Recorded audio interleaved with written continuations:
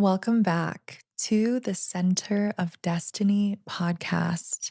If you are new here, I deeply, deeply appreciate this new community that is forming around these videos and episodes and content. So, thank you so incredibly much for being here. Today's topic is about the new era of marketing and advertising. Who would have thought? I mean, if you would have asked me like a couple years ago and you would tell me that I would make an episode on this, it would absolutely shock me. I've lived so many lifetimes within a lifetime. I went to school for marketing, advertising, and business. And I ended up working at advertising agencies after I graduated. Just this scene right here. I've lived so many different archetypes. I lived so many different lives. And what I'm interested in today's episode is talking about this new era of consciousness that I want to be a lighthouse for. I want to redefine what marketing and advertising can be. And first, I'll say that I've always been interested in human psychology. I've always been interested in what influences human behavior, why we do the things that we do. I actually ended up going into advertising because there was this inner artist in me who really wanted to make commercials at one point. And I found that advertising was a way to sort of bridge psychology, entertainment, writing, and production, and art, and all of that. But the irony is that a lot of the time, based off of where the money and the finance is guiding things, you can end up creating an entire campaign. You can put tons of time, energy, and have an entire team to help grow and develop a brand. But that does not necessarily mean that that brand is actually benefiting all sentient beings or that that brand is benefiting the world, right? And I think that's an immense consciousness shift on the planet right now, which is to ask ourselves, like, where are our dollars really going? What brands, what companies are we actually supporting and perpetuating? And the moment that you actually take away the resources from brands and companies and leaders that are not doing good in this world is the moment that they lose their power. And so there's a very bridge moment that I'm here to offer today in this episode, which is if you are a change maker, if you are an artist, if you are a conscious entrepreneur, if you have a vision that can truly only come through you in the unique way that it is meant to, more than ever, is it important to get comfortable with visibility, to get comfortable with marketing yourself, to get comfortable with advertising, to create strategy long term and short term, to get, acquainted with tech and ways to really amplify your vision because when you have the right mindset for why you do the things that you do, and there's a generative circular business structure, which means that this is not a top down hierarchical form of business. It's a circular, it's a more feminine form of business, which means that your success is the inevitable success of everyone else involved.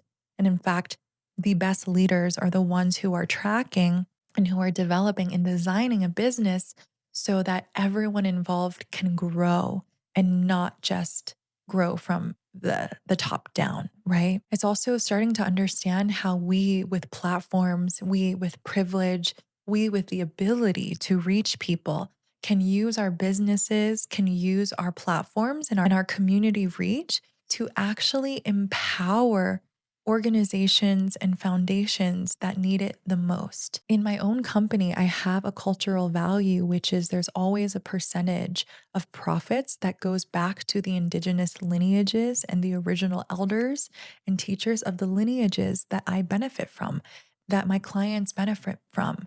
Because these ancient wisdom traditions and these shamanic healing technologies inform a lot of the work that I do. Some of this ancient medicine and ancient spiritual tradition that actually has informed a lot of modern day spirituality. If you look at Joe Dispenza and a lot of these people who are more popular in the mainstream spiritual collective, You can understand that a lot of the practices, meditations, visualizations, and energy work that these advocates of modern spirituality bring to the masses is actually rooted in ancient cultures like the Vedas, like Tibetan Buddhism, and like the Kyoto shamanic tradition that I study with. And so within my own company, I am not going to do the colonizer thing, which is that I benefit from these lineages, that they are integrated in my work and in my client work and in my entire business without giving back to those lineages directly, like donating to Free Tibet and like making offerings to the elders of the Kyoto lineage and my personal teachers. So these are but small examples of a new era of business, a new consciousness of the visionary, how we really begin to heal and repair, this societal disdain that we have for brands, companies, marketing, advertising, which is why so many people are so afraid of sounding cheesy, so afraid of putting themselves out there. If you are one of them, I totally get it. I've never been a salesy type of person. And at the same time, if you carry that story far too long, no one's ever going to benefit from that. You're not going to benefit from it. If you actually believe in what you're selling and you believe in the impact that you're here to make, then feeling cheesy or feeling cringe in sharing your offerings is never going to take you where you want to go. And it's never actually going to help the people that it's here to help.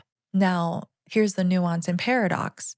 There's tons of people that are really good at sales and marketing who actually are so not embodied in what they're talking about, nor is their heart or their business practice in the right place that is actually here to expand human connection versus to extract from it. So we really need to discern the difference. And I actually find that some of the quietest people, some of the most humble people, the ones that have their head down, that just walk with God and really are not informed by the validation of the external world, the ones that are really in, a deep union with creator and the way that creator is creating through them. I think that if we were to just balance the energy a bit and swing the pendulum the other way, it's probably those people who need a platform and who need visibility and who actually deserve to be made famous or deserve to be made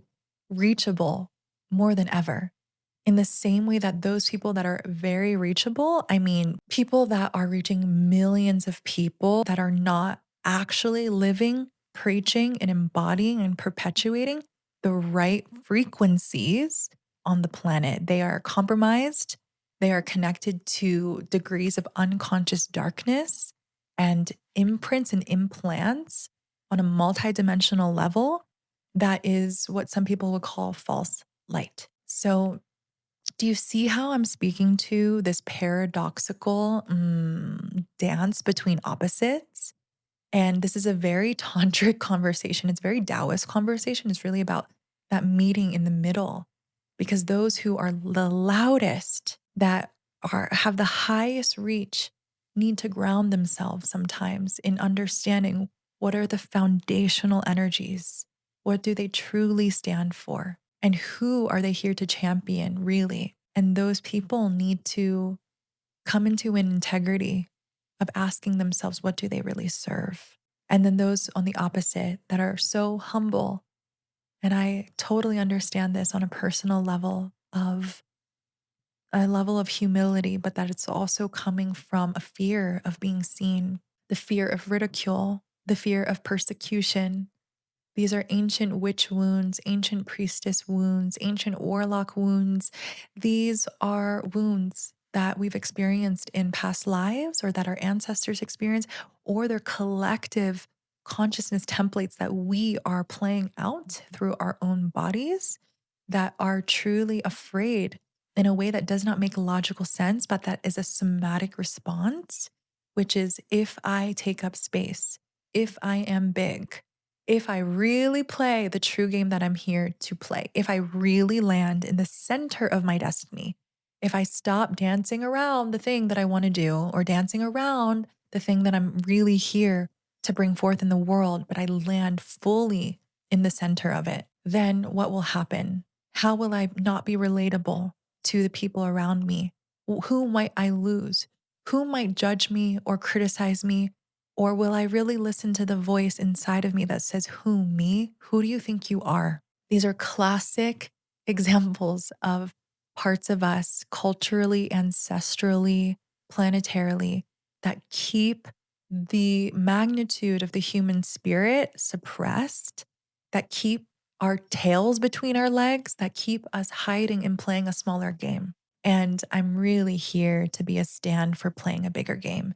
If you are one of the closest besties and sisters in my life, one of my deepest love languages is that you will never have to play a smaller game or minimize yourself in my presence.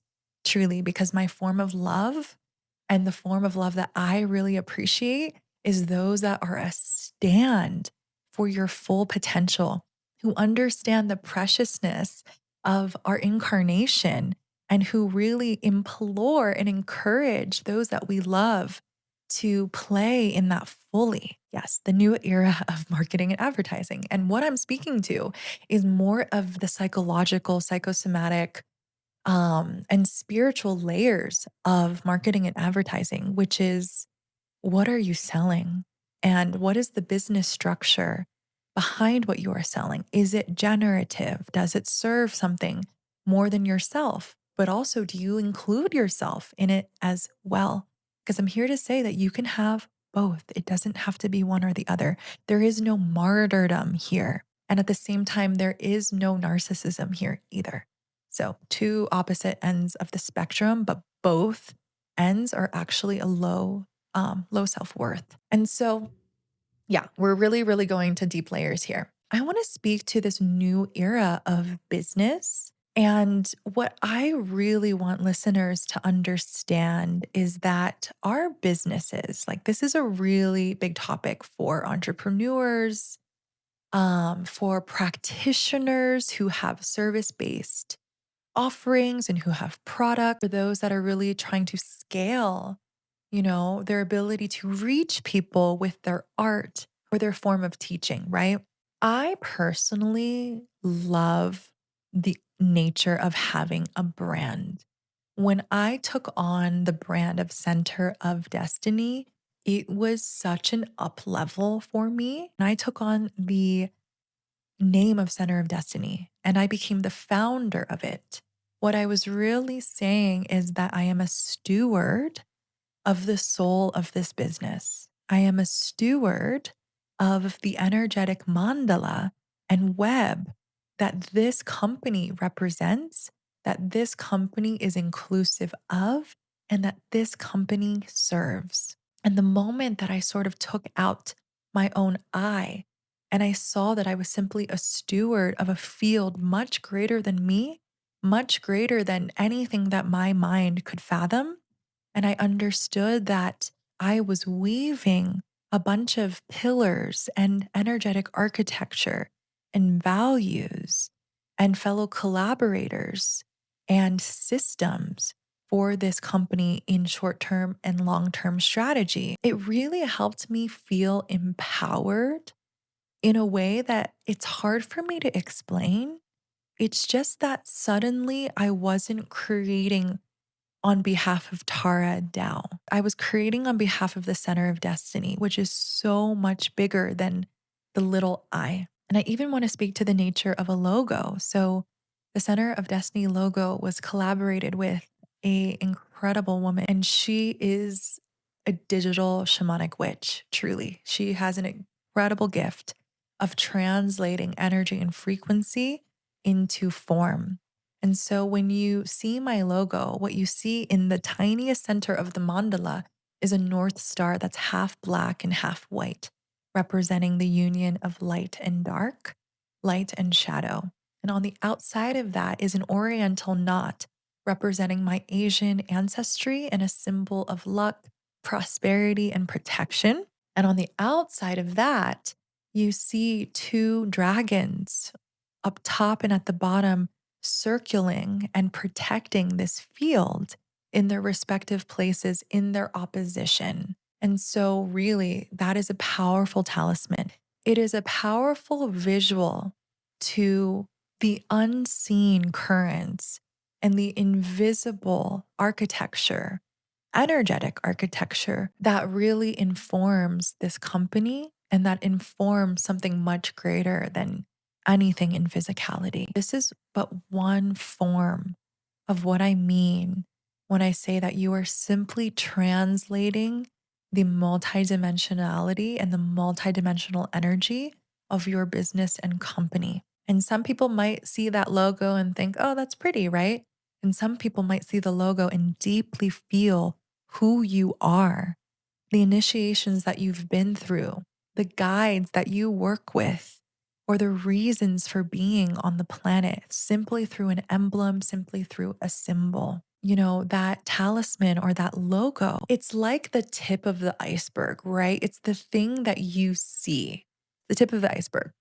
But underneath the iceberg is all of this unseen stuff. And there were cycles of my life before I had Center of Destiny where I went from truly like being invited to facilitate on a Netflix TV show to having hundreds of clients that I worked with in person when I was living in Los Angeles to then going into, dark cycles of my life where it was truly crickets and it was swimming upstream. And it was like I was holding on to so much that I knew would help the world, so much that I wanted to express, so much that I believed that was earned wisdom and that the way God was forging and working me. And it felt like no one could hear me. It felt like I wasn't receiving the reciprocal reflection of all that I was putting out there. To be honest, when I look back, I see the divine intelligence of that. It's because something deeper and something greater was being forged. It was in the darkness and the womb, the void, the soil that Center of Destiny was born. When you can get through a time like that, just trust the level of magic and the level of medicine that you are actually in a process of birthing and a process of summoning from darkness, from void into form. And even so, at those awkward points of my life, I never stopped showing up. I never stopped believing in the things that I was getting no validation from. Oh, it's actually kind of like emotional. Wow, when you think about that, like the level of resiliency that the visionary has. Yeah. And I just know that whoever's listening to this can probably resonate. And really, that is why the visionary goes first. I think it's incredibly immature for anyone to think that initiation is handed to them, that suddenly you just become an overnight success. That and maybe that does happen, but even when that happens, what you don't see in people is the times in their room where they were breaking down and breaking apart. What you don't see is all the times where someone took rejection and had to find worth and understand that rejection was redirection, to understand that rejection is not something personal, and to understand how to take rejection not from the inner child within who's going to project all of that rejection as some meaning about, how they're not loved, and to really begin to resource despite rejection, despite negative feedback, despite not having the validation that all of us want, to summon and resource from an inner adult self that can handle it and that can understand that no matter what the external world is saying, that is not where true security comes from. And this is a key part of the work that I support clients with. It's understanding how to resource more mature parts of you to lead and guide in your business, in your relationships, and in your life. Because it's so easy to bring survival adaptations, ancestral information, or inner child, younger developmental parts of you to the table. And I mean, I've been heartbroken in collaboration when I've had to be in business or be in collaboration with someone's inner child and they fucked me over and they really did not stand in integrity. And so I think that the most healthy forms of business and the healthy forms of actually being a practitioner and a guide on this planet means that you must do your inner work first. And that's why with the Center of Destiny work, there is no branding, there is no value proposition, there is no copywriting or designing or understanding how to tell your story without the somatic work, without the nervous system work, without the reparenting, without the developmental work internally to ensure that the transmission and the vessel in which this art or these words or this service is coming through is coherent, is pointed, is mature, and has a strong enough capacity to withstand the wind. It is not just an external journey, and that's the difference of Center of Destiny. It really is about the inner and the outer as one.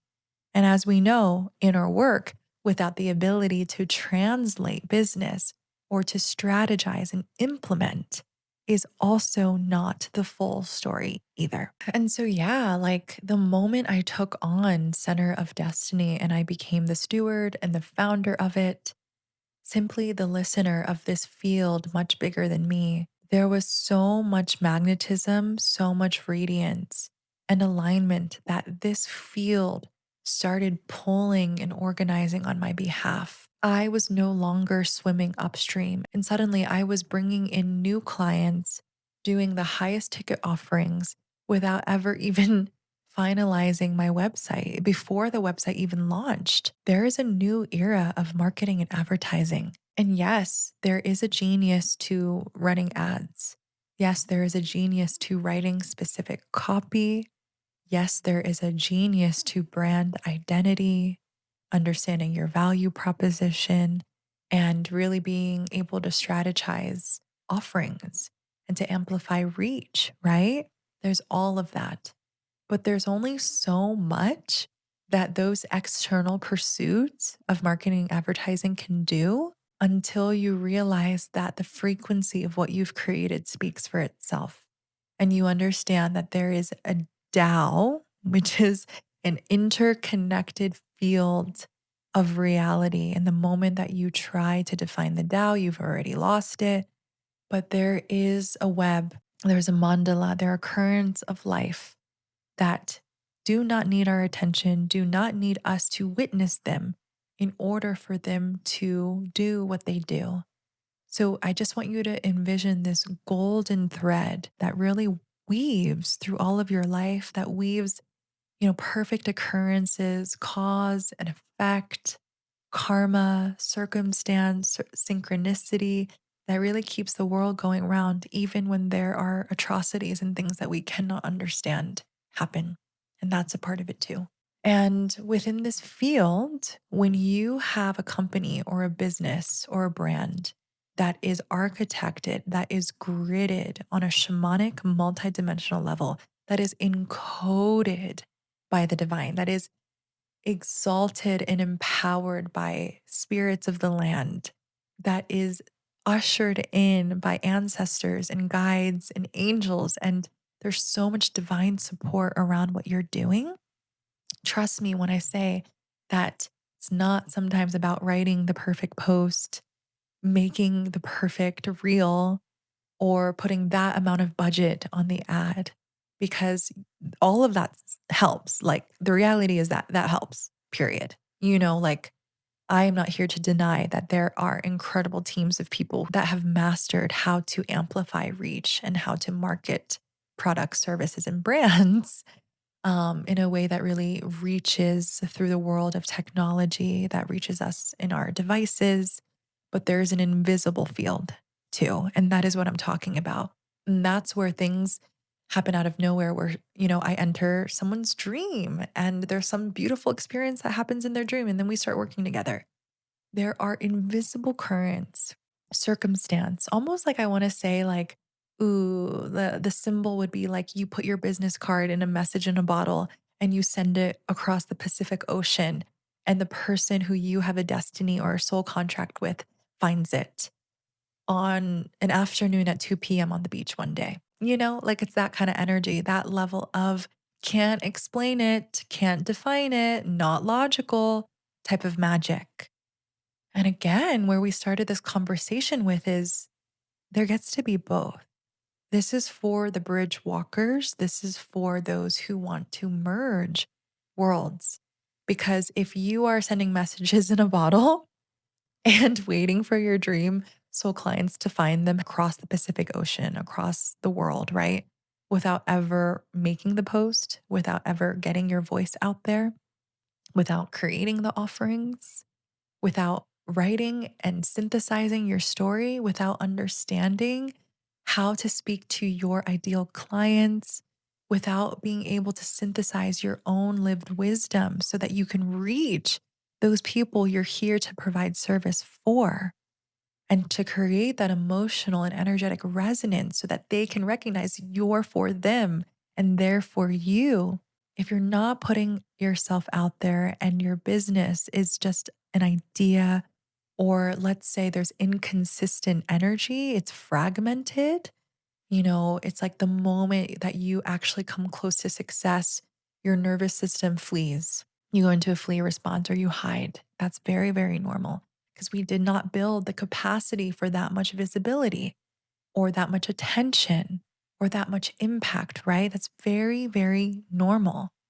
I actually, had an experience like that where I was at the height of reach because I was in a top 10 Netflix show in 2022, which was filmed in 2021.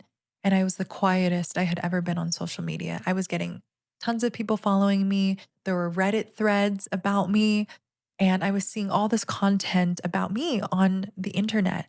And there was no offerings that I was funneling people into or ways that I was making contact with this community. Instead, I went deep into my life in Sedona. And in some way, like that wasn't a bad thing. It was really beautiful. But I see from this perspective that had I been given that opportunity with a different capacity, like now, I would have rode that wave much stronger and I would have probably created a lot more service and impact because I was willing to meet the people who wanted to engage. And instead, I actually hid out because it was a lot. And so I can speak from direct experience what it's like to actually need to build nervous system capacity for that much success, that much visibility, that much impact. In the same way that in relationships, we need to build capacity for that much loyalty, that much love, that much alignment, right? Because if we didn't developmentally have examples of the type of love that we yearn for or long for or desire, right? And we didn't have healthy experiences or examples of secure relating in our parents or in, the communities that we grew up around, then all of this information is stored in our nervous system and it needs upgrading. And to upgrade that information really is the inner work of holistic success because there is no form of success that is ever going to reach you if you do not have the capacity for it. The other thing that I believe is so important that I've noticed is a shadow in the collective is that I recognize when people are sitting on $1 million business. I recognize when people are sitting on a pot of gold of gifts, where truly them being themselves, them doing the thing that is natural for them, right? And actually being led and guided to do that thing, they can spend so much time in a timeline that is lukewarm, that is not the highest timeline, but that is a survival based timeline, and think that it's gold. And it's really hard for me to say that. And it sounds mean, but I don't mean it to sound cruel. It's just that I'm such a protector of Dharma. I'm such a stand for the fullness of our expression and the fullness of our incarnation that it honestly pains me to see when people have so much ancestral density or shadow that is not being transmuted or moved, but that is in holding and keeping energy stuck, where they truly believe that experiencing life in a lukewarm way, that not being ecstatic, that not having a vocation or a life path that perfectly reflects them is normal. And it is normal in a survival based, colonized society, right? But it's also not the new era of the planet that we are walking into. And I am recording this and meeting you, listener, at the precipice of a turning. This is not what is normal. I would say that this conversation is probably a minority when it comes to a greater conversation on the planet.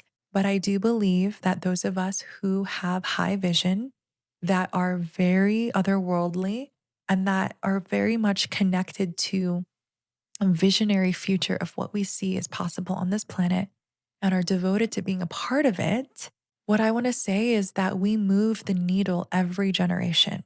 That within this lifetime, we might not see the fruits of our labor fully. We might not see the planet that we planted seeds for.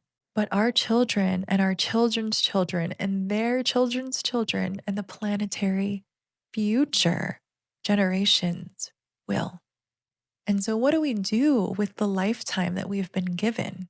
How do we plant seeds and how do we move the needle generation by generation? Parenting is a part of that. Business and legacy, building a legacy brand is a part of that. Smiling at a stranger, being kind to someone who needs it is that. No matter the Dharma, big or small, it is a part of a greater field of life and it is needed.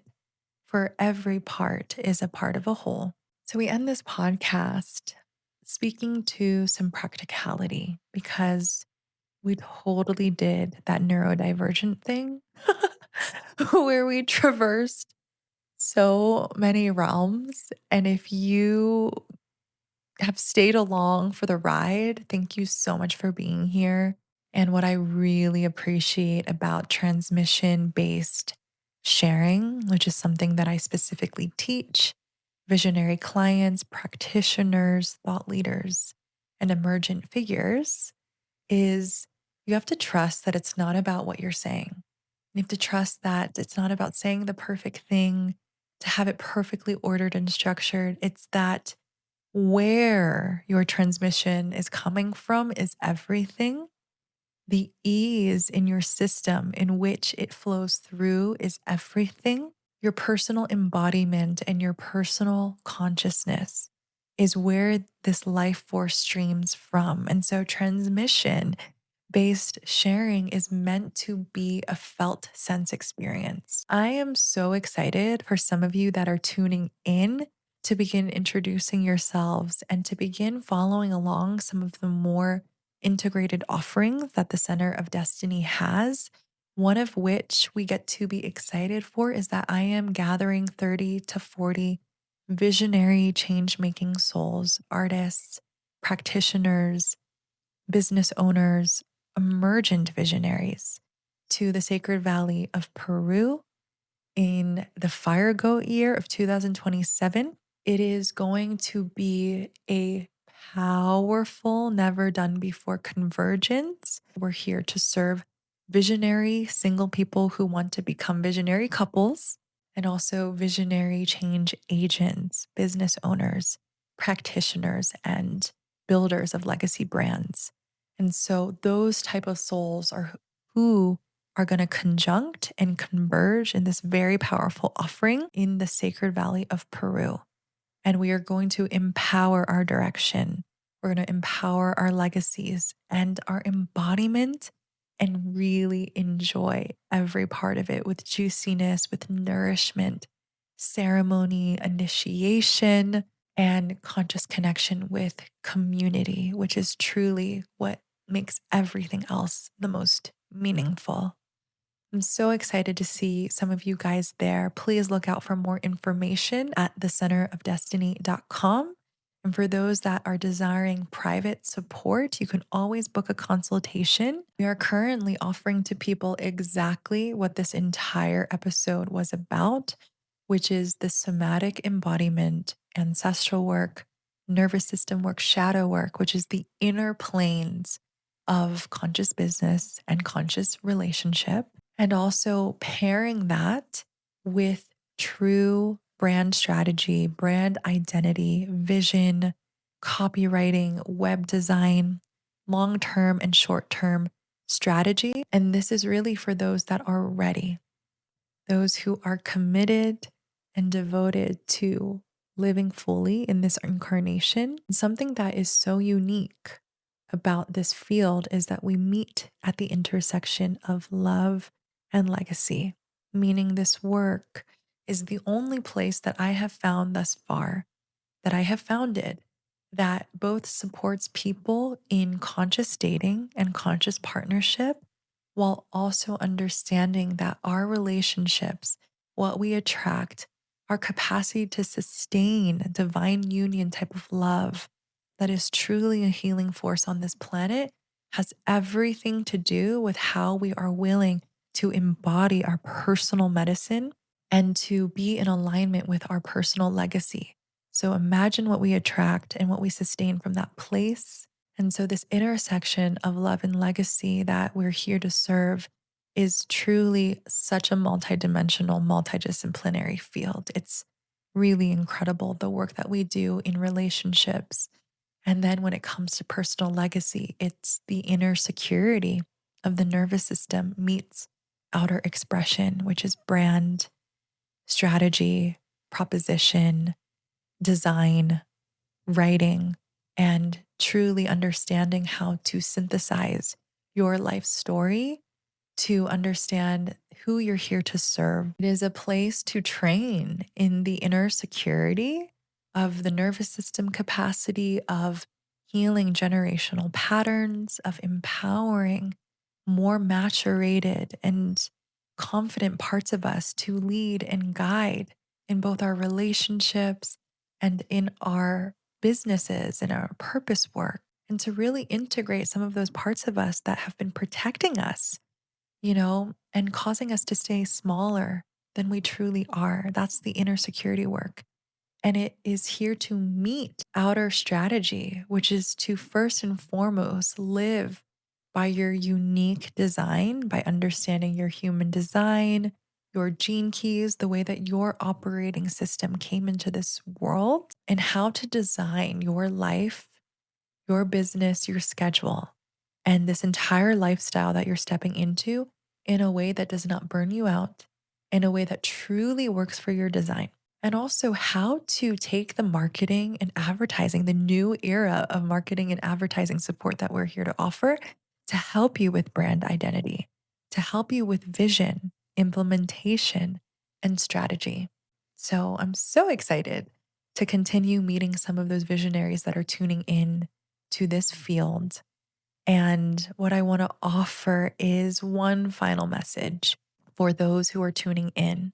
There are shamanic and multidimensional implications of the souls of our business. And so a lot of those companies and those powers that be that, you know, value profit over people, that still run off of enslavement and servitude templates, that do not care about the well being of those that they're here to serve, who would rather poison you than to heal you. It's incredibly unfortunate that a lot of people who do not see beyond physicality cannot see that when we buy into these companies and perpetuate their success, what we're perpetuating is multidimensional technologies that are extractive. And in the same way that some of us are out here stewarding angelic technologies, indigenous technologies, land based technologies, some of us are out here truly holding baby dragon eggs and tending to baby dragon eggs. Some of us are really out here recoding and retemplating the planet with higher dimensional frequencies through business, through art, through normal modern day expression. Like, what I also want to say is that you could literally be a nurse in the ER room and be a visionary. You can be a librarian, you can be a waitress, you can be a mailman, you can be anything that you want. Or you could be the next Forbes under 30 founder. Or you could create some form of innovation that completely disrupts an entire industry and just start streaming in higher dimensional energies in those industries that need it. Some of my besties and myself are out here doing that. No matter what part you are playing in the whole, no matter where in the world you are, no matter how you want to express your soul in this lifetime, and no matter what the vehicles are that you do that, you can do that through being a mother, a father. You can do that through business. You can do it in every which way. What we're talking about is being a creator. What we're talking about is actualizing the God self to lead and guide the things that you tend to with the life that you've been given. And my favorite quote in the world is from the raw material, the law of one. And it says, it is the love with which you do things that radiates. It's not the things that you do, meaning it's not the what, it is the how. It has always been about what is your intention? Why do you do the things that you do? What are the energies that you empower behind what you create? And how do you extend that level of care into all realms and all sentient beings when you act in divine will with what you are creating?